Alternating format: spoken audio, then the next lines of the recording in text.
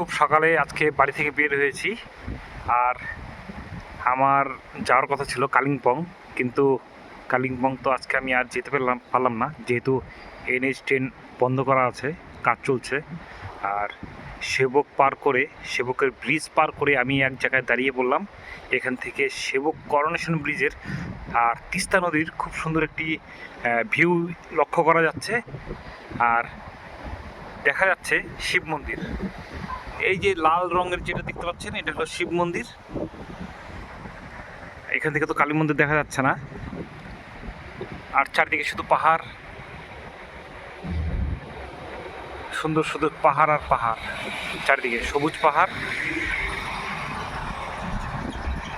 যেখানে দাঁড়িয়ে আছি এটি হলো একটি ভিউ পয়েন্ট, তিস্তা নদীর ভিউ পয়েন্ট, সেবকের খুব কাছেই। এই যে দেখা যাচ্ছে ভিউ পয়েন্ট, এটি হলো করোনেশন ব্রিজের ভিউ পয়েন্ট। এখান থেকে করোনেশন ব্রিজ খুব সুন্দর লাগে দেখতে।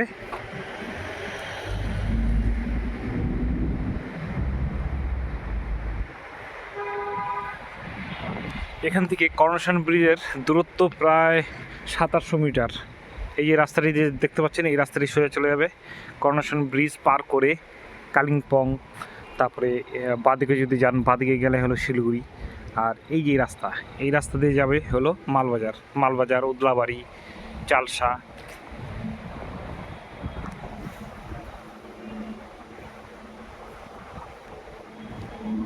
আর এই আকাশে দেখা যাচ্ছে একটি হেলিকপ্টার যাচ্ছে। এটি বাগডোগরা থেকে রওনা হয়ে যাবে গ্যাংটক।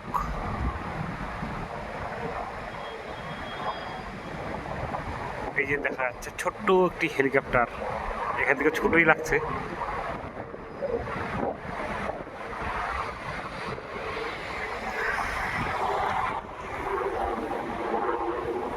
আর এখানে দেখুন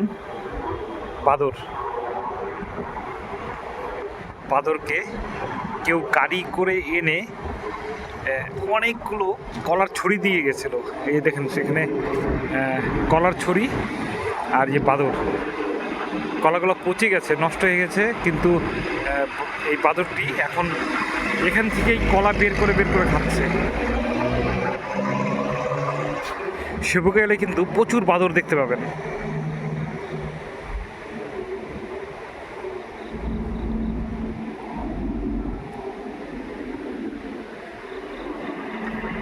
এই যে সরকারি বাস, এটি যাবে বিন্দু, শিলিগুড়ি থেকে যাবে বিন্দু।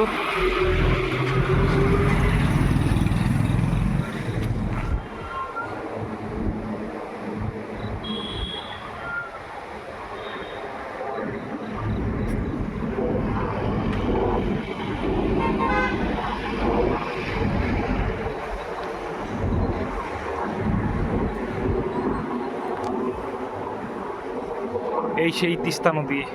এই তিস্তা নদী পাহাড়ে এত বৃষ্টিপাত হয়েছে যে তিস্তা নদী ফুলে ফেঁপে উঠেছিল। নদীতে প্রচুর জল ছিল, কিন্তু এখন তিস্তা নদী শান্ত। তিস্তা নদীতে সেই রকম আর জল নেই। এই তিস্তা নদী প্রত্যেক বছর প্রচুর ধ্বংসলীলা চালায়। তিস্তা উত্তরবঙ্গের রূপসী তিস্তা।